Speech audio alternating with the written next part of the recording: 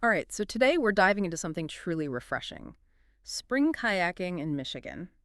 Imagine this. You're stepping out of that long winter, the sun's warming your face, and you're itching to get out on the water. It's that feeling of renewal, isn't it? Like the whole state is waking up and you're right there with it. Exactly. But here's the catch. While the air might be singing a spring song that Michigan waterways, well, it's often still humming a winter tune. Think of it like a lake that's just beginning to thaw, still holding on to that icy grip. So how do we navigate those early season paddles, making sure they're both safe and enjoyable? That's our mission today. We're going to give you the knowledge to not only survive, but thrive in those chilly waters. Okay, first up, let's talk about dressing for success, or rather dressing for survival.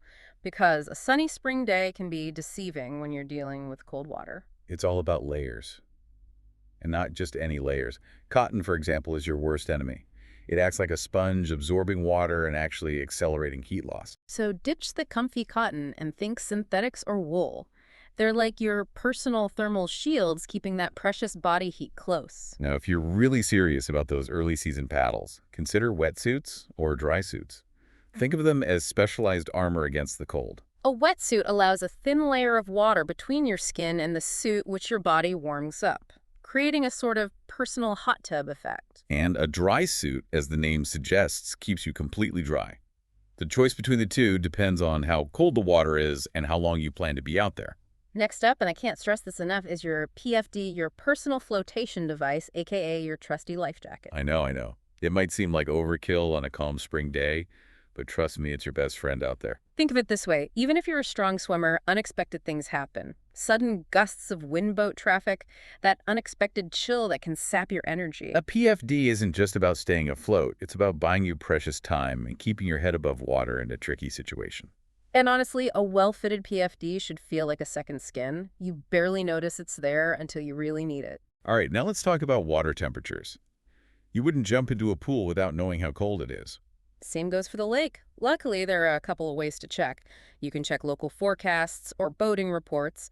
Many include surface water temperatures. And if you're an old school type like me, there's always the trusty floating thermometer.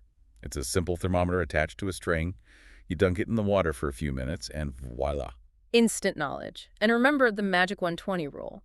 If the air temperature plus the water temperature is below 120 degrees Fahrenheit, you need to be dressed for serious cold water immersion. Let's say the air temperature is 65 degrees and the water is 48 degrees. That adds up to 113, below 120. Definitely. Time to break out those extra layers, maybe even consider a wetsuit or dry suit. Don't let that sunshine fool you, the water has a long memory. Speaking of things that can change quickly, we have to talk about wind. Oh, yes. Wind can turn a peaceful paddle into a wrestling match with Mother Nature, especially in the spring. You might set out with a gentle tailwind, and suddenly you're facing a headwind that feels like it's blowing straight from the Arctic. Trust me, I've been there. Checking the wind forecast is absolutely essential before heading out. And if you're new to kayaking, or just getting back into the swing of things, consider opting for smaller, calmer bodies of water for those first few trips. Lakes, slow-moving rivers, protected coves. Places where you can build up your confidence and skills without battling the elements. Now, speaking of safety, let's talk about the buddy system. Because there's strength and fun in numbers, right? Absolutely. Having a buddy isn't just about safety. It's about sharing the experience, having someone to help. If you get stuck, someone to laugh with when you inevitably tip over. It's true, those shared mishaps make for the best stories later on. But we also understand that sometimes you just want to get out there and enjoy the solitude of a solo paddle. And that's perfectly fine. Just make sure you let someone know your plan, tell a friend or family member where you're going, what route you're taking, and when you expect to be back. Think of it as your kayaking insurance policy, just in case. All right, we've covered clothing, PFDs, water temperature, wind, and the buddy system. What's next on our spring kayaking checklist? Let me guess, snacks. Because paddling works up an appetite. You read my mind. But before we get to the snacks, let's talk about the essential dry bag. Even for short trips, it's a game changer. Think of your dry bag as a mini survival kit, tailored for kayaking adventures. Okay, I'm picturing it now. What are we packing in this kayaking survival kit? The essentials. A change of clothes in case you get wet. A fire starter. Even in spring, being wet and cold can be a recipe for trouble. Makes sense. What about snacks? I'm a firm believer in the power of trail mix. Trail mix is a classic. And of course, water. Staying hydrated is key, especially when you're exerting yourself. And let's not forget our trusty phone tucked safely in a waterproof case, just in case we need to call for help or brag about that amazing heron we spotted. Exactly. A little bit of preparedness goes a long way. Now, before we get too carried away with packing lists, let's talk about something equally important. Easing into the season. It's like waking up your paddling muscles after a long winter's nap, right? Precisely. You wouldn't run a marathon without training. And you shouldn't expect to jump into a full day of intense paddling after months of inactivity. So start slow, build up your endurance gradually. Exactly. Begin with shorter, gentler trips. Maybe explore a calm lake or a slow-moving river. As you get stronger and more comfortable, you can gradually increase the distance and challenge. And remember, it's not a race. The joy of spring kayaking is in the journey, not the destination. So we've covered the practicalities, the gear, the safety, the preparation, but you know what? There's something deeper to spring kayaking, something that goes beyond checklists and dry bags. You're right. It's that feeling of connection. Connection with nature, connection with yourself. It's like stepping into a different world, a world that's been quietly waiting beneath the ice all winter. And as the ice melts and the water warms, that world bursts back to life. The birds are singing. The trees are budding. The air smells fresh and alive. It's intoxicating, isn't it? That feeling of renewal, of possibility. And kayaking allows you to experience it all from a unique perspective. You're not just observing nature. You're immersed in it. You're gliding through the water, surrounded by the sounds of nature, the sun on your face, the wind in your hair. It's a sensory experience unlike any other. And you know what I find fascinating? The way kayaking forces you to be present. Yes. You can't be distracted by your phone or your to-do list when you're paddling. You have to focus on the here and now, on the rhythm of your strokes, the balance of your body. It's almost meditative, isn't it? It is. And in that state of presence, you start to notice things you might have missed otherwise. The delicate patterns on a dragonfly's wings, the ripple of a fish jumping the way the sunlight filters through the leaves. It's like your senses are heightened, your awareness sharpened. And in that moment, you feel truly connected, not just to nature, but to yourself. And that connection, that feeling of being part of something larger than yourself is incredibly powerful. You know, when we were talking about gear earlier, you mentioned packing a fire starter. It made me think about those chilly spring evenings when the sun starts to dip below the horizon. Ah, yes. Those evenings are magical. There's something special about being out on the water as the day transitions to night. The air cools, the colors soften, the world takes on a whole new dimension. And if you're lucky enough to have a campfire on the shore, it's the perfect ending to a perfect day. Sitting by the fire, sharing stories, watching the stars come out. It doesn't get much better than that. You know, all this talk about connection and tranquility reminds me of something I've been wondering about.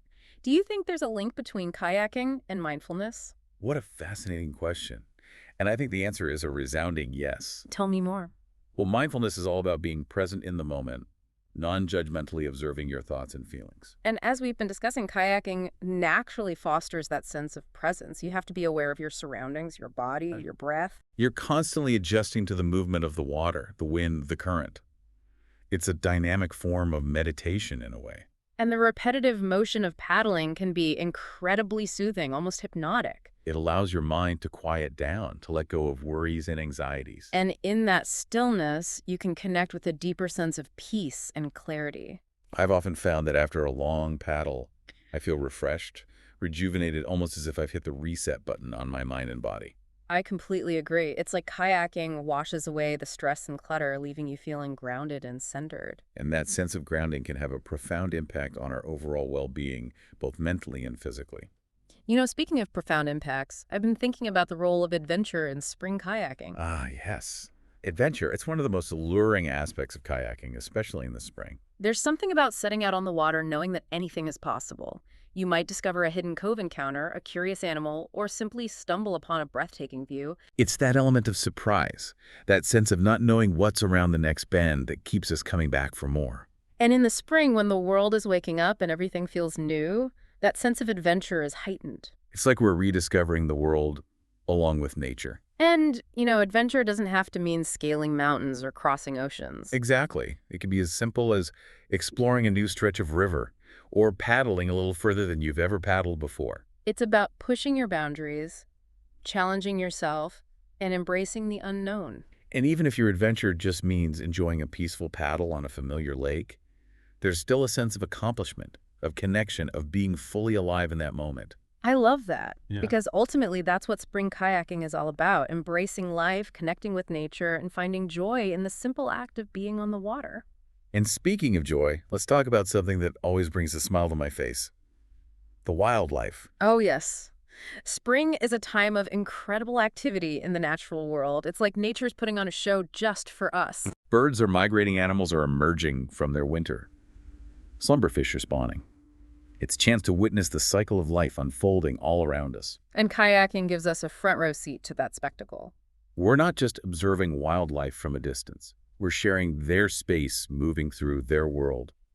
And sometimes those worlds collide in the most magical ways. I remember one spring paddle, I was gliding along quietly, and suddenly a bald eagle swooped down right in front of me, snatched a fish from the water, and soared off. Wow, what a sight that must have been. It was breathtaking. It's moments like that that make kayaking so special. You never know what you're going to see or experience. It's a constant reminder that we're part of something much larger than ourselves. And that connection with nature, that sense of wonder and awe, is something that stays with you long after you've packed up your kayak and headed home. It's a gift that keeps on giving. And you know what else is a gift? I'm intrigued. Tell me more. The gift of sharing this experience with others. Ah, yes. Kayaking is an activity that's meant to be shared. Whether it's with friends, family, or even strangers you meet along the way, there's something special about paddling together. It's a chance to create memories, to build bonds, to experience the joy of nature through a shared lens. And those shared experiences often become the stories we tell and retell, the moments that shape our lives and connect us to one another.